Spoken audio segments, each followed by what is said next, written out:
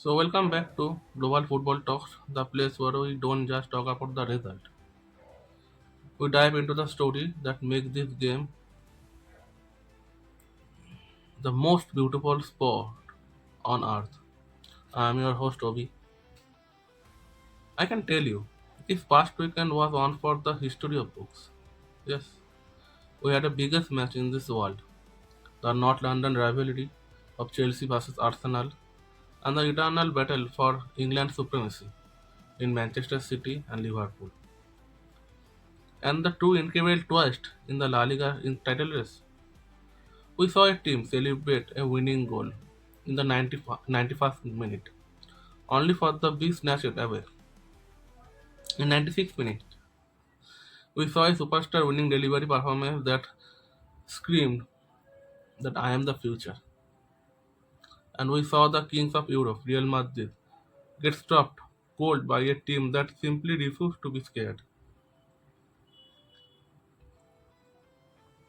So grab your cup of tea, settle in, and let's break down the five defending match of the weekend. Trust me, we will need to hear this. So first, I want to talk to you about this match, Tottenham and Manchester United.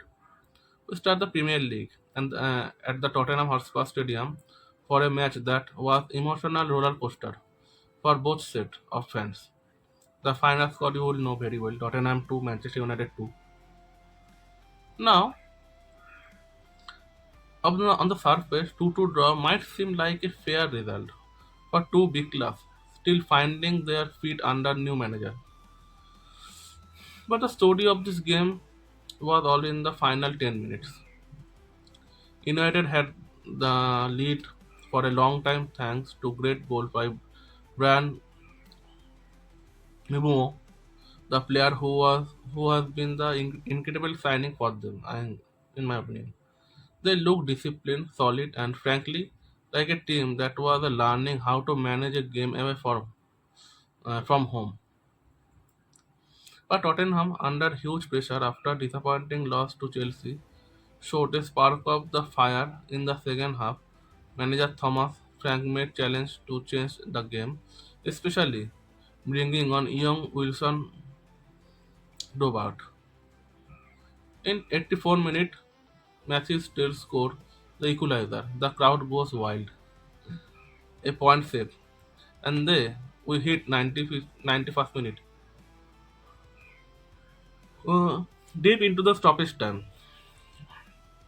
Odegaard, the substitute, fires a shot across the box, and that you know the name Richardson. What a player! The striker who has faced so much criticism and emotion gets the slight flick on header goal. The ball is net 2-1. Tottenham.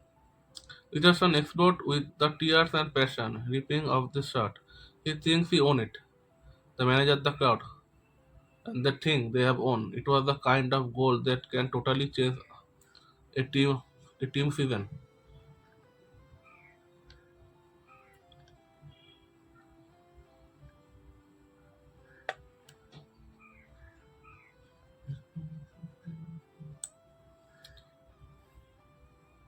But this is the Premier League, and it never gives you an easy ending. 5 minutes later, clock is showing 96 minutes. United get a corner. Bruno Fernandes whips it on, and who appears the back post? Unmarked. The smash header past the keeper.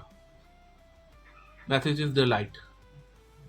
The big defender had been involved in Tottenham equalizer with a deflection, and here he was, the very, and ending himself the breakdown Tottenham hearts. For Tottenham, this felt like 2 points lost. I think they show passion, but they still have the problem managing the last minutes. For Manchester United, this was the more than a point. It was a huge mental win. They never gave up. It proved that despite their flaws and their new look United team under Ruben Amorim has backbone. It was frantic, fluid, and utterly brilliant.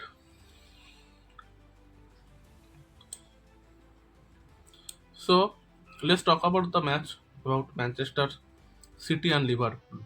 What a match, actually, by the way. What a match. From chaos, from chaos to control, actually.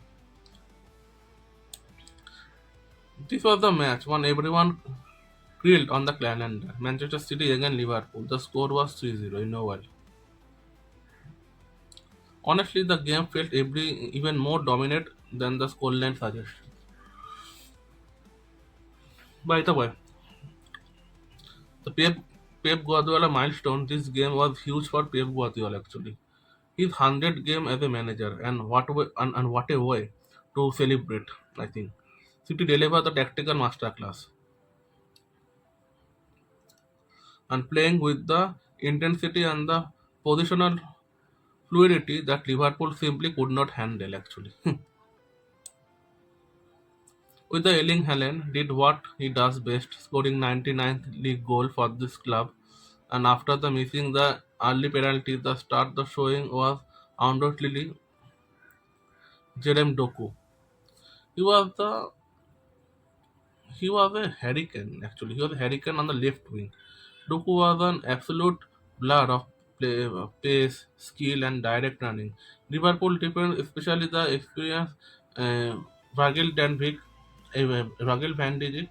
struggling all afternoon the contain him. The goal came from the clinical movement, Haaland header, and the deflected strike from the Nico Gonzalez just before halftime killed Liverpool momentum and the momentum of pure magic. Doku's goal, he dropped inside, created the space, and whipped the blistering shot with the right foot into the far corner.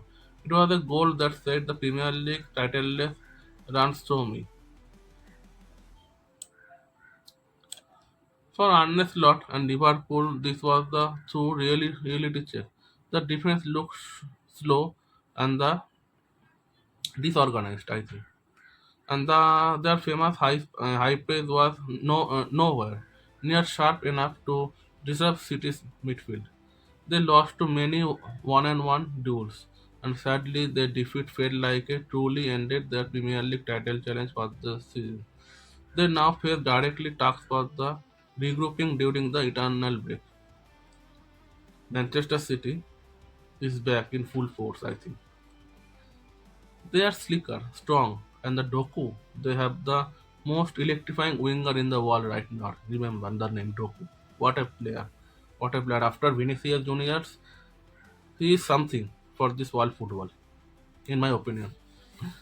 This was the statement that win that puts them right behind Arsenal in the title race. So we return to a fixture that always delivered drama, the London Derby, Chelsea and Arsenal 1-1. This was a tactical class match. Both teams came into the game level on points, making it a 6 point swing opportunity. The draw in the end was probably the fairest result, actually, in my opinion. First half was tight, with both teams enjoying movement. Chelsea looked sharp early, sorry, pushing Arsenal defense, and Kai Havertz actually had a goal disallowed for the tight offside call.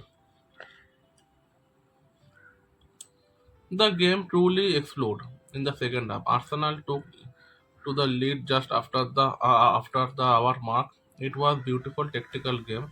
The returning captain, the Martin Odegaard, ding the perfect ball over the defense, and Gabriel Martinelli raised onto the slot the ball home, 1-0 to the league leaders.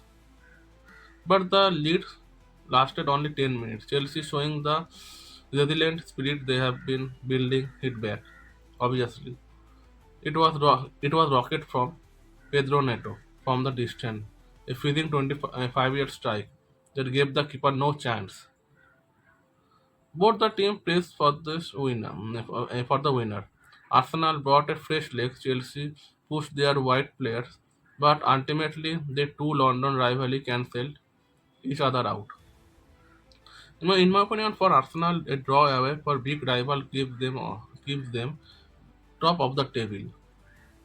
It's solid result. For Chelsea, it confirmed they are genuine.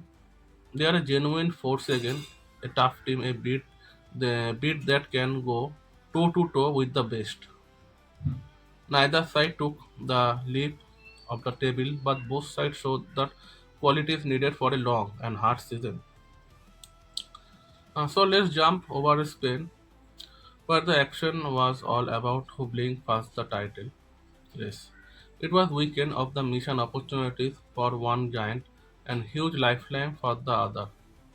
First, Rayo Vallecano Real Madrid 0-0.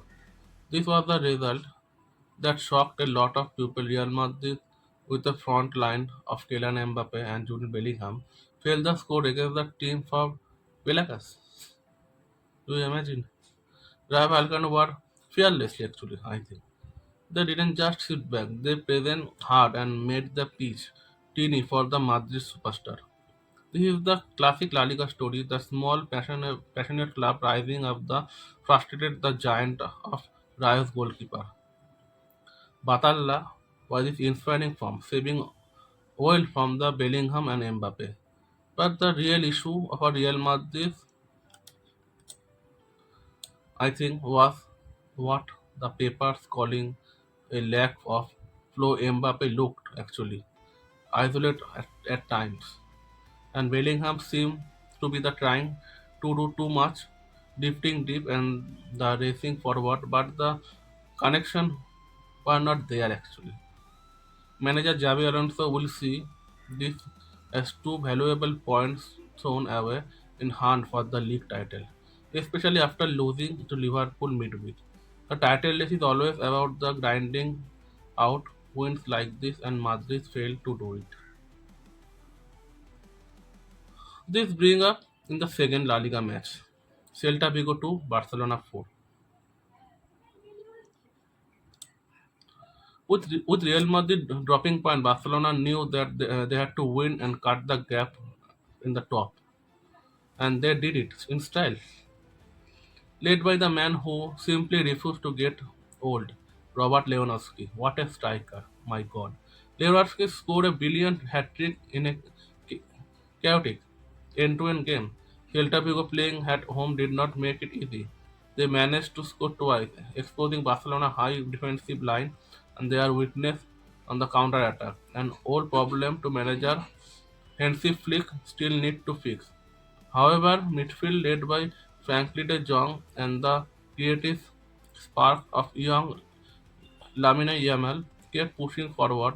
Lewandowski, back from injury, and was the definition of clinical efficiency. His final goal and powerful headers from a corner was pure center forward play. The Real Madrid the draw felt like a disaster for Barcelona, and the 4-2 win felt like a title lifeline. The gap was close, and the pressure is back on the on the leaders.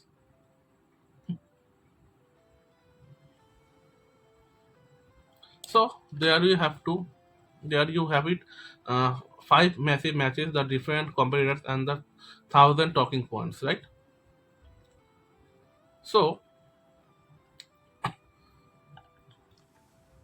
what did this weekend no, teach us? In my opinion, the Premier League is a battle of wills. Man City show their terrifying control, but the draw between Tottenham and Man United proves that no matter how good you are, you have to fight until the very last second. The 96 minutes goal from daylight is a lesson for every team in Europe. Never switch off. And La Liga title race is on. Real Madrid stumbling against Rayo, combined with the Lewandowski hat-trick masterclass for Barcelona, has injected new life into the Spanish title chase. The pressure on both giants now immense. Every single match after the break will crucial. The power of the winger, number three. For Man City, Jeremy Doku to Lamine Yamal. For Barcelona, the winger left quick direct dribble and were the true match winners this week. They are the ones breaking down to modern organized defense. This game, my friend, is a gift that keeps on giving. It's why we love it, and it's full of heartbreaking, dominating, and stunning comebacks. So, thank you for the tuning of Global Football Talks. Let me know the comments below actually. Which result shocked you the most? Was Doku performance the best individual display of this weekend? Or don't forget to like this video actually. Subscribe this channel and for more depth and analysis. And hit the notification bell so you don't miss our next episode. We'll back next week to discuss the international break and what it means for this top club. Until then, take care and keep enjoy the beautiful game. Thank you.